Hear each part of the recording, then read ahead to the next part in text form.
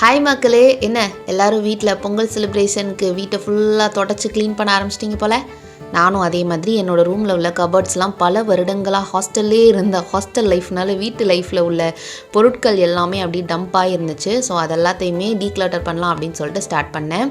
அப்படி டீக்ளட்டர் பண்ணும்போது தான் நம்மளோட மெமரிஸ் எல்லாமே ரீகலெக்ட் பண்ண முடியும். அதில் ஃபஸ்ட்டாக வந்துட்டு ஒரு டிஷ்யூ பேப்பர். இது வந்துட்டு நான் ஃபேட்டிமா காலேஜ் மதுரையில் படிக்கிறப்போ காலேஜோட ஃபைனல் டே அப்போ என்னோடய ஃப்ரெண்ட்ஸ் எல்லாருமே வந்து காலேஜ்க்கு ஆப்போசிட்டில் அப்போ ஒரு கடை இருந்துச்சு, 120 டிகிரி செல்சியஸாக ஏதோ ஒரு கடை. அந்த கடையில் போய் உட்காந்து சாப்பிட்டு முடிச்சுட்டு அங்கே இருக்க டிஷ்யூவில் வந்துட்டு என்னை பற்றி எழுதித்தாங்கடா அப்படின்னு சொல்லிட்டு என் ஃப்ரெண்ட்ஸ் எல்லாத்தையும் எழுதி வாங்கி வச்சுருந்தேன். ஸோ அது இன்னும் அப்படியே இருக்குது. எல்லாம் படித்து பார்த்தா சிரிப்பாக தான் இருக்குது. அதுக்கப்புறம் அதே ஃபேட்டிமா மதுரை மெமரிஸில் நான் வந்து அவுட்டிங் போன அந்த டிக்கெட்ஸு, அதுக்கு பின்னாடி வந்துட்டு அதோடய டேட்டெல்லாம் மென்ஷன் பண்ணி அப்படி சைனெல்லாம் போட்டு வச்சுருக்கேன். அண்ட் இது வந்துட்டு என்னோடய 4th ஸ்டாண்டர்ட்லையா 6th ஸ்டாண்டர்ட்லையான்னு கூட எனக்கு ஞாபகம் இல்லை. யாரோ ஒருத்தங்க என் ஃப்ரெண்டு தான் எனக்கு கிஃப்டாக இப்படி எழுதிலாம் கொடுத்துருக்காங்க. ஏன்னா 2 லைன் நோட்டை பார்த்தம்போது 4th ஸ்டாண்டர்டாக இருக்குமோ அப்படின்னு சொல்லிட்டு டவுட்டாக இருக்குது.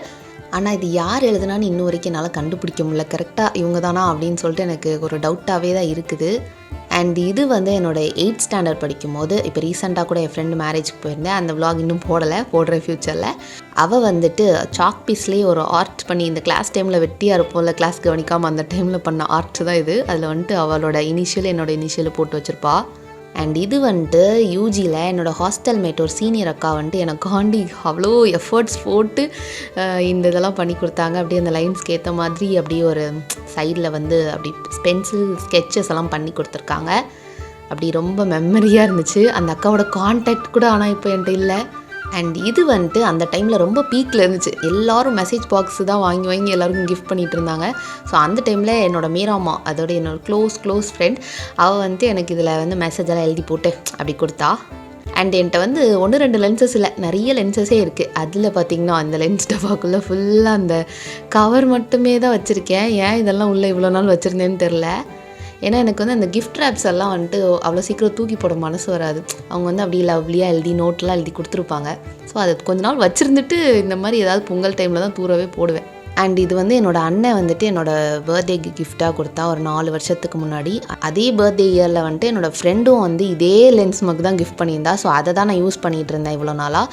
இந்த மக்கை வந்துட்டு நம்ம எப்பயாச்சும் ஃப்யூச்சரில் நமக்குன்னு ஒரு ஸ்டுடியோ ஸ்பேஸ், ஒரு ஆஃபீஸ் ஸ்பேஸ் க்ரியேட் பண்ணக்கப்புறம் அதில் வந்துட்டு பென் ஸ்டாண்டாக யூஸ் பண்ணிக்கலாம் அப்படின்னு சொல்லிட்டு வச்சுருந்தேன். இன்னும் அதுக்கான ப்ராப்பராக நான் செட் பண்ணியிருக்கேன். ஆனால் இன்னும் நல்லா செட் பண்ணிவிட்டு இதை யூஸ் பண்ணிக்கலாம். அண்ட் இது வந்து என்னோடய 7th ஸ்டாண்டர்டோட ரேங்க் கார்டு பாருங்கள். அப்படி மார்க்ஸ் எல்லாம் ஒரே ரேங்க் எல்லாமே 1 டிஜிட் ரேங்க்ஸ் தான். அண்ட் இது வந்து என்னோடய 2nd ஃப்ளைட். ஃபஸ்ட் ஃப்ளைட் எங்கே போனேன் அப்படின்னு கேட்கலாம். ஃபஸ்ட் ஃப்ளைட் வந்து கோவா போனேன். 2nd ஃப்ளைட் வந்து சீரடி போனேன். இதெல்லாம் வந்து ஃப்ரெண்ட்ஸோட போனேன்னு நினைக்கக்கூடாது. இதெல்லாமே ஃபேமிலி ட்ரிப். ஸோ அதோட டிக்கெட்டையும் பத்திரமா வச்சுருக்கேன். அண்ட் இதெல்லாம் வந்துட்டு நான் வந்து ஒரு கிறிஸ்டியன் காலேஜில் தான் படித்தேன். அந்த ஹாஸ்டலில் வந்துட்டு கிறிஸ்மஸ்க்கு அந்த கிறிஸ்மஸ் ட்ரீலாம் டெக்கரேட் பண்ணுவாங்கள்ல. அப்போ நைட்டு போயிட்டு நானும் என் ஃப்ரெண்ட்ஸும் அந்த ட்ரீயில் இருக்க ஒரு பொருட்களாக ஆட்டையை போட்டு சேர்த்து எங்கள் ரூமில் டெக்கரேட் பண்ணி வச்சுப்போம். அப்படி டெக்கரேட் பண்ண பொருட்கள் தான் இது. அண்ட் இது வந்துட்டு நான் காலேஜ் ஃபைனல் இயர் படிக்கிறப்போ, யூஜி ஃபைனல் இயர் படிக்கிறப்போ ஒரு ஷார்ட் ஃபிலிம் ஒன்று எடுத்தோம். ஜேர்னலிசம் விஸ்காம் படித்தாலே ஆப்வியஸாக ஒரு ஷார்ட் ஃபிலிம் எடுத்துருக்கணும் நம்ம காலேஜில். அப்படி எடுத்த ஒரு ஷார்ட் ஃபிலிம் தான். ஸோ அதோட ஸ்கிரிப்ட் புக் என்கிட்ட தான் இருக்குது. அண்ட் இதுவும் வந்துட்டு மீராமா தான் எனக்கு கிஃப்ட் பண்ணால். அவ்வளோ எஃபர்ட்ஸ் இருக்குது இதில். அவ்வளோ நுணுக்கமான வேலைகள்லாம் பண்ணி அப்படி ஒரு ஃபாரெவர் இன்ஃபினிட்டி சிம்பிள்லாம் போட்டு கொடுத்துருக்கா. எனக்கு கேமரா பிடிக்குங்கிறதுனால கேமரா பண்ணி கொடுத்துருக்கா.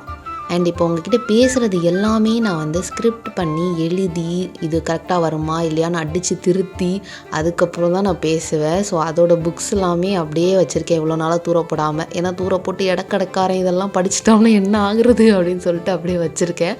ஸோ ஃபைனலாக இதை இன்றைக்கி தூர போட்டுட்டேன். அதிலே ஒரு 4 புக் சேர்ந்துருச்சு. அதுக்கப்புறமா கொஞ்ச நாள் இடையில் வந்துட்டு நீங்கள் என்னை கண்டினியூஸாக ஃபாலோ பண்ணிங்கன்னா தெரியும், நான் வந்து ஸ்டெனோகிராஃபியும் கொஞ்ச நாள் படித்தேன். அது வந்து எதனால் படித்தேன்னா ஆன்லைன் கிளாஸ் நடந்துச்சு, எனக்கு ரொம்ப போர் அடிச்சிச்சு. ஸோ படித்தேன். ஆனால் அதை கண்டினியூ பண்ணல. ஒரு 3 நோட் கூட கம்ப்ளீட் பண்ணிக்க மாட்டேன், அதுக்குள்ளே ஸ்டாப் பண்ணிட்டேன். ஸோ அதோட நோட்ஸ்லாம் கூட இருக்குது.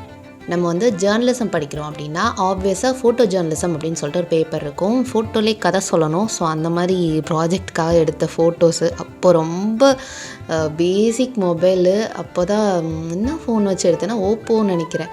அதான் என்னோடய ஃபஸ்ட்டு மொபைலு. அதில் வச்சு எடுத்த மொபைல் ஃபோட்டோகிராஃபியை வந்து பெரிய பில்டப்பாக ஃபோட்டோ பிரிண்டெல்லாம் போட்டு அசைன்மெண்ட் சப்மிட் பண்ணியிருக்கேன். இந்த மாதிரி பர்பல் அண்ட் மெமரிஸ் எல்லாமே இதில் கலெக்ட் ஆச்சு.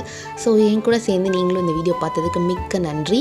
அண்ட் ஃபைனலாக இப்படி தான் இருந்துச்சு. என்னோடய கபர்ட்ஸ் எல்லாமே க்ளீன் பண்ணி முடிச்சிட்டேன். இதில் என்னென்ன ஆர்கனைஸ் பண்ணிக்கேன் அப்படின்னு சொல்லி தெரிஞ்சுக்கணுன்னா கமெண்ட் பண்ணுங்கள். இன்னொரு வீடியோவில் பார்க்கலாம். Stay tuned and subscribe to RS Lifestyle for more such contents.